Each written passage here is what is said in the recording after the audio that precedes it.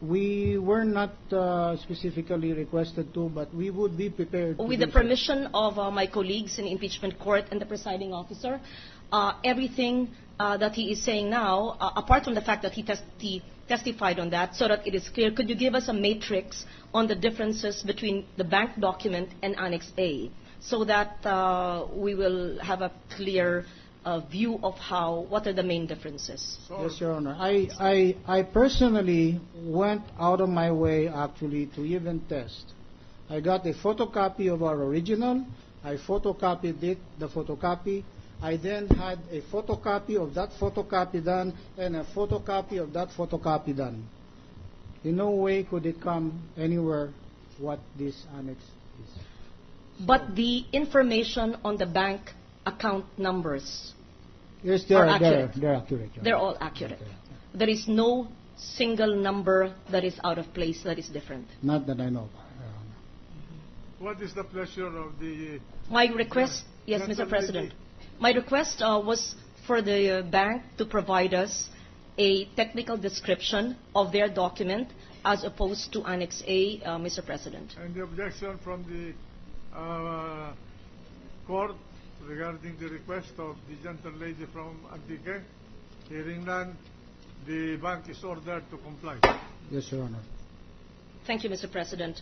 That is all. And my last question, which I didn't expect you to be able to competently answer, was, could it be at all possible that your original document was given to BSP and AMLA and modified because of studies being and investigations being conducted, but of course you are not competent to say that? The gentleman from Pampanga. Yes. Thank you. Thank you, Mr. President. Just a few questions, very quick questions to the witness. Mr. President, Mr. Witness, good afternoon. Good afternoon, Your Honor. I noticed in the certified true copy of the document that you submitted, there is a stamp mark closed. Yes, Your Honor. Does it mean that all the peso accounts have been closed? All the accounts have been closed? Yes, Your Honor. Okay, so all of it, yes. We cannot touch on the dollar accounts, but it's on the issue of earlier, Mr. President, Mr. Witness, sorry, there is a Renato C. Corona and Maria Cristina Corona accounts. There were 6. Just on the account, 2 accounts, 0891121020133. Opening March 4, 2010, 7,280,000, and then it was closed on May 24, 2010. Would you have the data as to the closing amount in 2010, May 24, closing balance? The closing balance at the time was 7,332,505 pesos and 16 centavos, Your Honor. And on the 0891210128882. September 19, 2007, and closed in 2008 September, 1 year later. The closing balance at the time of closure was 98,373 pesos and 17 centavos, Your Honor.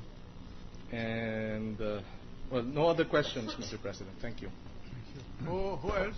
Mr. President, may we move on by I think the gentleman from Cavite was raising his hand. No, Mr. President, I don't wish to belabor this issue. We should move on to the next witness. but there was a cross-examination reserved by the defense, Mr. President. May we allow the defense may now proceed with the cross-examination. Thank you, Your Honor. But before proceeding with my cross-examination, Your Honor, may I be permitted to make a short manifestation, Your Honor? With the kind indulgence of this Honorable. This morning, a news item appeared in a daily, Your Honor, which states that the prosecution has established beyond reasonable doubt their charges in the impeachment complaint, Your Honor. If that news is read by a member of the bar matter, then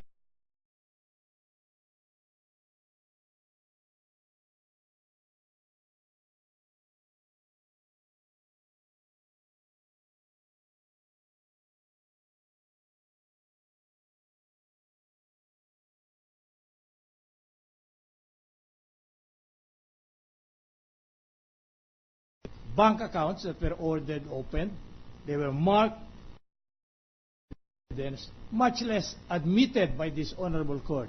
In short, when we refer to documentary exhibits, Your Honor, or evidence, it must first be identified, then marked, and then finally offered.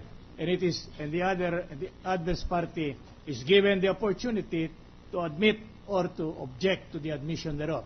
If it is admitted, then it shall be considered evidence in the case. But if it is not, and it is rejected, it will then attain only its statute as a mere piece of paper, Your Honor.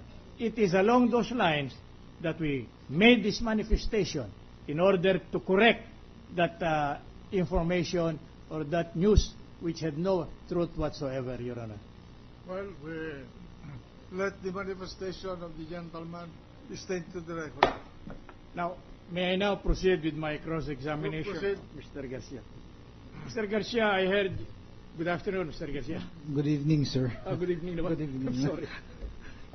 I heard you state in the examination conducted a while ago that the AMLA authorities can just conduct investigation at their own will and volition. Is that an accurate assessment of your statement? Not accurate, Your Honor, in the sense that by law they are authorized to. The AMLA law, Your Honor. There is no question about their being authorized. But is that all? I understand that there is a necessity for a court order for them to conduct investigation pursuant to law.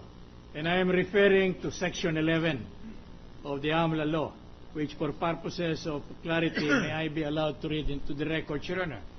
Notwithstanding the provisions of Republic Act number 1405 as amended, Republic Act number 6426 as amended, Republic Act number 8791 and other laws, the AMLA may inquire or examine any particular deposit or investment with any banking institution or non-bank financial institution upon order of a competent court in cases of violation of this act when it has been established that there is probable cause that the deposits or investments are related to any activity defined in Section 3 thereof or money laundering offense. So the way I understood it, there is a necessity for a court order allowing the AMLA authorities to conduct an investigation of the deposit of a certain individual. And what Section 3 of... Section 11, Your Honor. Section 3.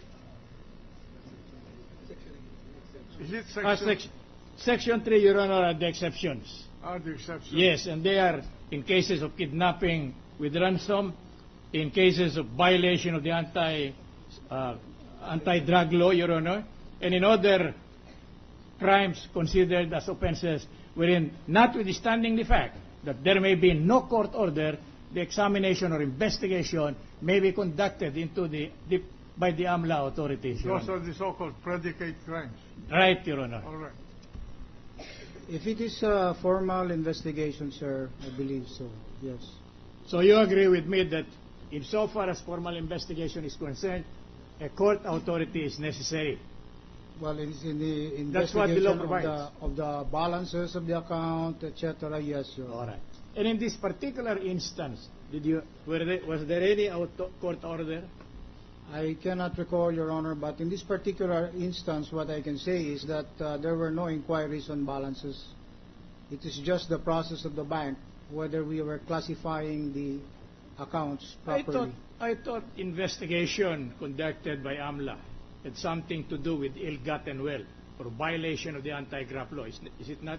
Personally, Your Honor, this did not appear to be an investigation. It was just an audit of the process. So it was a casual audit, you mean? Yes, Your Honor. And the idea or the purpose is not to determine whether the respondent Chief Justice had committed any violation of the... No, Your Honor. I see. That It's is very just clear. a process whether we had tagged the account as PEP. That is very clear to you. Yes, Your Honor. It was a routine examination.